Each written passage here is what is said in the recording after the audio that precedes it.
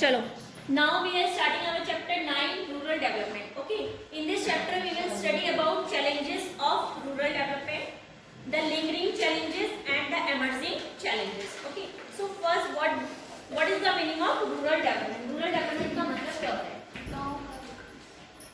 As the name suggests, rural development means development of rural areas.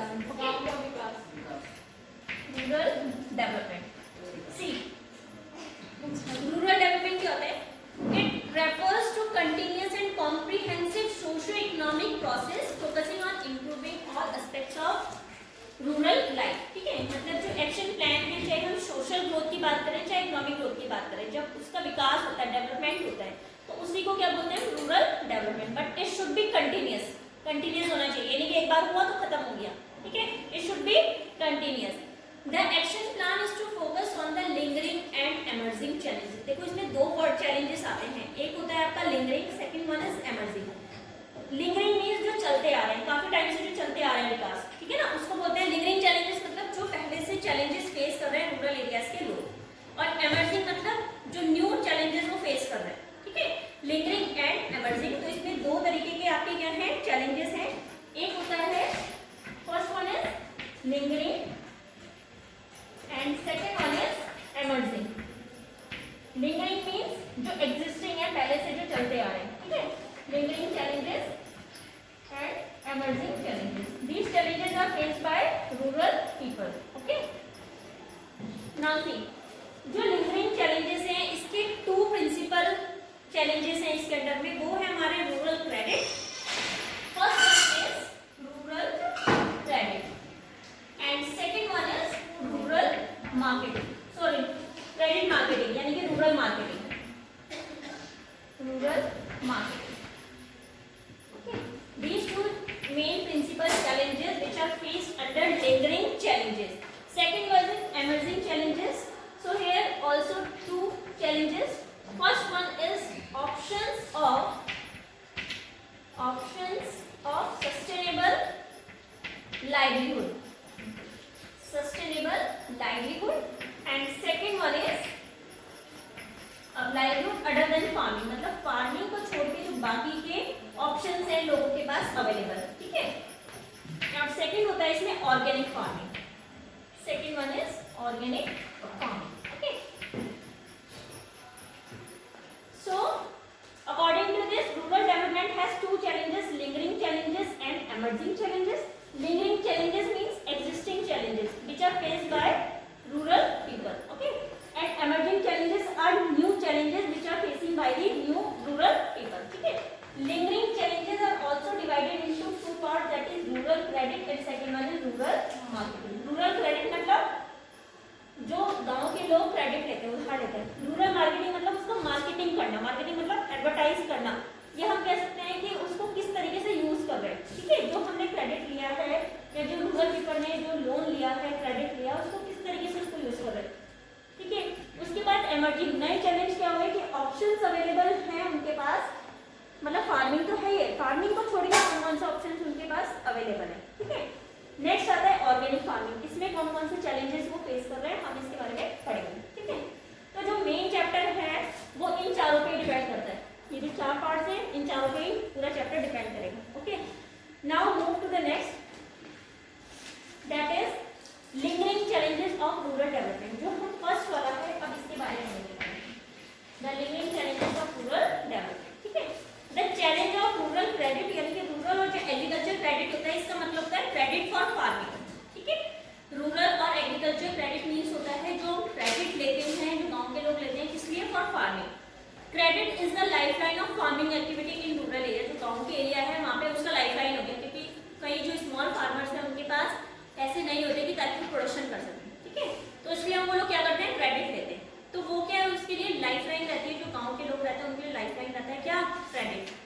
Okay, this is because of two reasons. क्योंकि most farming families in India are small and marginal holders.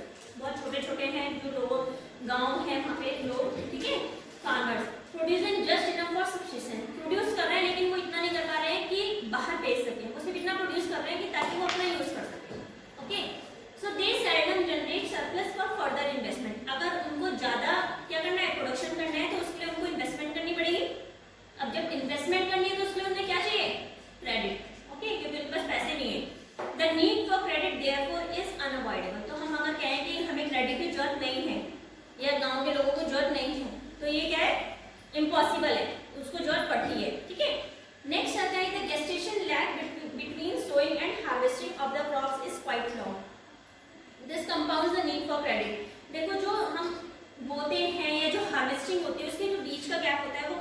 होता है, ठीक है। तो उस लंबे time के लिए फार्मर्स क्या करेंगे, कुछ ना कुछ और इन्वेस्टमेंट करेंगे, तो उसके लिए भी उनको क्या चाहिए, क्रेडिट की जरूरत पड़ती है, ठीक है। So credit needs of the typical Indian farmer are broadly classified into, जो क्रेडिट नीड्स है, अगर मैं क्रेडिट नीड्स की बात करती हूँ तो जो क्रेडिट नीड्स है वो 3 तरीके की होती है। कौन कौन सी होती है? अगर सपोज रूरल पीपल लोन ले रहे हैं, ठीक है, क्रेडिट ले रहे हैं, तो वो 3 टाइप्स में लेते हैं। एक होता है आपका शॉर्ट टर्म क्रेडिट, फर्स्ट क्या है, शॉर्ट टर्म क्रेडिट, मतलब कम समय के लिए जो क्रेडिट होता है, okay. This is up to 1 year, मतलब अगर 1 साल के लिए फार्मर्स लोन ले रहे हैं, that will be known as short term credit. If they are taking loan for 1 to 5 years, उसको बोलते हैं मीडियम टर्म क्रेडिट। इसका टाइम लिमिट क्या होता है, 1 to 5 years, okay. And third आता है आपको long term. Long term means 5 to 20 years। Long term credit, इसमें कितने ईयर्स होते हैं, 5 to 20 years, okay. So if farmers are taking loan only for up to 1 year, अगर 1 ईयर तक वो क्रेडिट ले रहे हैं, 1 ईयर तक मतलब उसके अंडर वो पैसे वापस कर दे रहे हैं, ठीक है, तो उसको क्या बोलते हैं, short term credit. Medium term में 1 से 5 ईयर्स तक रहता है, अगर 1 ईयर से ज्यादा हो रहा है, 5 साल तक के लिए लोन ले रहे हैं, उसको बोलते हैं मीडियम टर्म। एंड नेक्स्ट होता है 5 to 20 years, अगर वो 5 साल से ज्यादा और 20 ईयर्स तक के लिए लोन ले रहे हैं, तो that is under the category of long term credit, okay. Now देखो जो शॉर्ट टर्म क्रेडिट है, शॉर्ट टर्म क्रेडिट क्यों लेंगे फार्मर्स लेते हैं short term credit for the purchase of inputs. अगर उनको इनपुट्स खरीदने हैं, जैसे सीड्स खरीदने हैं, फर्टिलाइजर्स खरीदने हैं, ठीक है, तो उसके लिए वो शॉर्ट टर्म क्रेडिट लेते हैं कि 1 साल के अंदर उसका पेमेंट कर देंगे, क्योंकि उस टाइम तक हार्वेस्ट हो जाती है क्रॉप्स, तो जो पैसे आएंगे उससे वो उसको रीपे कर देंगे, ठीक है। नेक्स्ट आता है हमारा medium term credit. Medium credit is required for the purchase of machinery. अगर फार्मर्स को मशीनरी परचेज करनी है या कंस्ट्रक्शन फेंसेस वगैरह कंस्ट्रक्ट करने हैं, डिगिंग द वेल्स डिग करने हैं, ठीक है, तो इसके लिए वो लोग लोन ले सकते हैं, जो कि हमारे किसके अंदर आते हैं, मीडियम टर्म, ठीक है। नेक्स्ट आता है लॉन्ग टर्म। लॉन्ग टर्म क्या है, अब फार्मर्स को लैंड लेंगे, लैंड नहीं है उनके पास, तो लैंड लेंगे, लैंड लेगा, उसमें भी प्रोडक्शन करेगा, तो उसमें काफी लंबा प्रोसेस रहता है, तो वो आता है हमारा लॉन्ग टर्म में। उसमें टाइम कितना लग जाता है, 5 to 20 years, okay. So the credit requirement of the farmers may also be classified as productive and unproductive, ठीक है। अब जो मेन आता है हमारा इसके बाद नेक्स्ट टॉपिक, वो आता है हमारा सोर्सेज ऑफ रूरल क्रेडिट, ठीक है। हमने देखा कि रूरल क्रेडिट क्या होता है। रूरल क्रेडिट ये है, क्रेडिट 3 टाइप्स के होते हैं, ये अब हम रूरल क्रेडिट के अंदर पढ़ रहे हैं, ठीक है। अब रूरल क्रेडिट है, लेकिन उसके सोर्सेज क्या होते हैं, जो गांव के लोग होते हैं वो किन सोर्सेज से लोन ले सकते हैं। आप लोगों ने पढ़ा होगा कि ऑर्गेनाइज सेक्टर, वो पब्लिक वगैरह होता है ना, जो इंस्टीट्यूशनल और नॉन इंस्टीट्यूशनल आता है। इंस्टीट्यूशन मतलब जिसके अंदर बैंक आ रहे हैं, कोऑपरेटिव्स आ रहे हैं, है ना, वो इंस्टीट्यूशन के अंदर आते हैं। नॉन इंस्टीट्यूशन मतलब लैंडलॉर्ड होते हैं, और क्या आते हैं, फैमिली रिलेटिव से अगर हम पैसे ले रहे हैं, मनी लेंडर से पैसे ले रहे हैं, वो नॉन इंस्टीट्यूशन है, क्योंकि इंस्टीट्यूशन तो है नहीं उनका, ठीक है। और इंस्टीट्यूशन मतलब जो बिल्कुल एग्जैक्ट है कि जिससे आप पैसे ले सकते हो। तो जो रूरल क्रेडिट है वो 2 तरीके, 2 सोर्सेज से लिया जाता है, एक होता है इंस्टीट्यूशनल और सेकंड होता है non institutional, okay. So now see, यहाँ तक सबको क्लियर हो गया ना।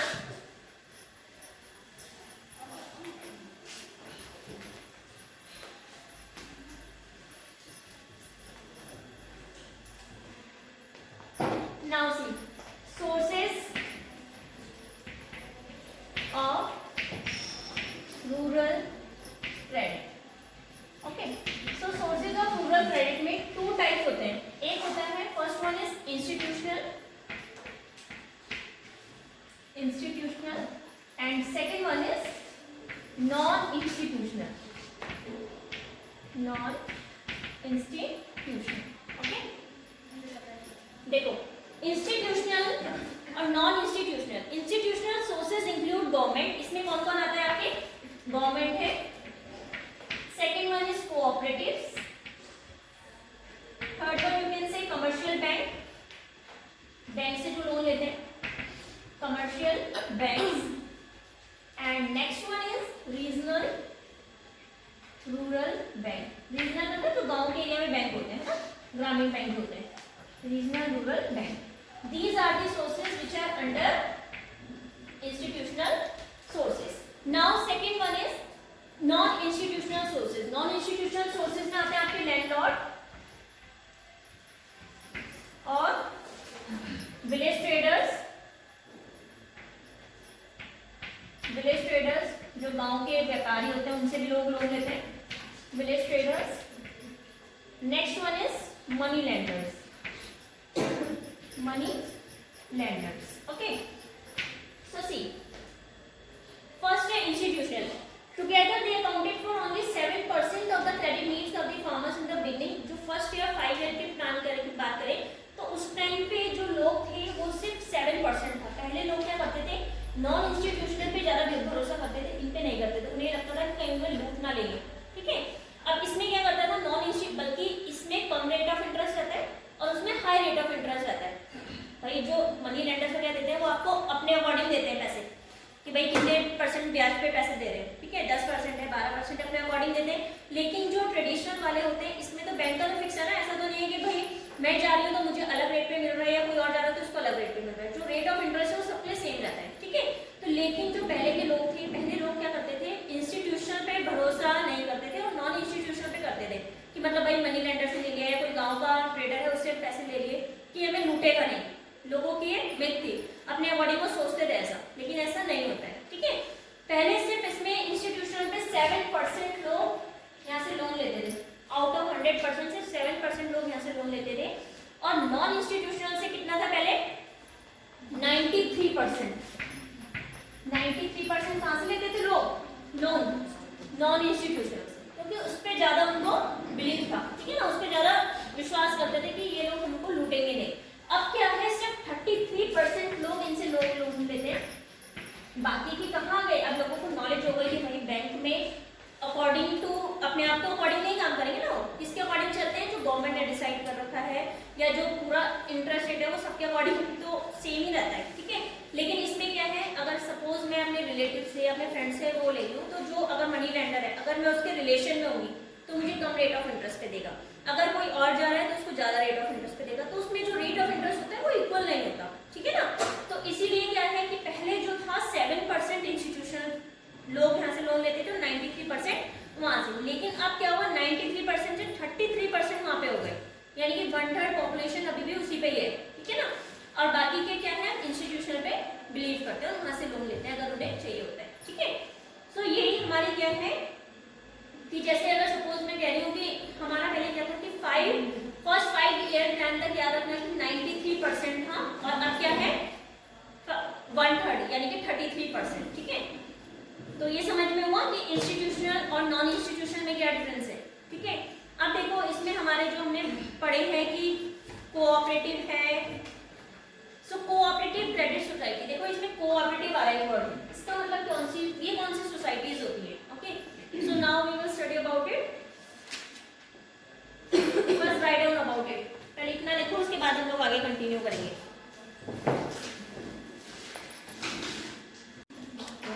Okay, now move to next that institutional sources. Okay, now we will study in detail. Okay, detail में पढ़ेंगे हम इंस्टीट्यूशनल सोर्सेज में। फर्स्ट आते हैं आपके कोऑपरेटिव क्रेडिट सोसाइटीज। तो कोऑपरेटिव क्रेडिट सोसाइटीज क्या होते हैं, The cooperative credit societies provide adequate credit to the farmers at reasonable rate of interest। पे ये लोग क्या करते हैं, क्रेडिट देते हैं किसको, फार्मर्स को, ठीक है। These societies also provide guidance in diverse agriculture operations with a view कि किस तरीके से उन्होंने अपनी क्रॉप प्रोडक्टिविटी को बढ़ाना है, उसके लिए गाइडेंस देते हैं। कौन, कोऑपरेटिव क्रेडिट सोसाइटीज, ठीक है। Currently cooperative accounts for 16 to 17% of rural credit flow. मतलब जो लोग लोन लेते हैं इसमें टोटल कितना है, 16 से 17% ऑफ रूरल क्रेडिट, ठीक है। इसमें इतने लोग इसमें इंक्लूड हैं। जो रूरल क्रेडिट की बात करते हैं कि जो गांव में जितना क्रेडिट लिया जा रहा है तो उसमें 16 to 17 किस पे बेस है, कोऑपरेटिव पे, ठीक है।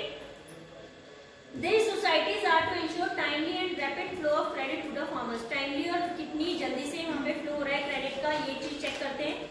Elimination of money lenders as credit agency. इन्होंने क्या कर रखी है, अपनी एजेंसी खोल दी, तो इन्होंने क्या करा, एलिमिनेट कर दिया जो मनी लेंडर्स है ना, गांव में जो मनी लेंडर्स होते हैं उनको क्या कर दिया, रिमूव कर दिया और अपनी उनकी जगह पे क्या खोल ली, इन्होंने अपनी एजेंसी खोल दी, किसने, कोऑपरेटिव की, ठीक है।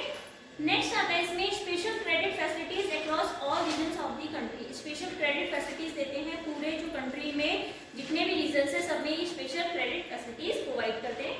नेक्स्ट आता है provision of adequate credit in areas covered by special programmes of development. मतलब इसमें जो है प्रोविजन बनाते हैं ये एडिक्वेट क्रेडिट का उन एरियाज में जहाँ पे स्पेशल प्रोग्राम्स ऑफ डेवलपमेंट चल रहे हैं। ठीक है, नेक्स्ट आता है हमारा एसबीआई। एसबीआई के बारे में सुना ही होगा।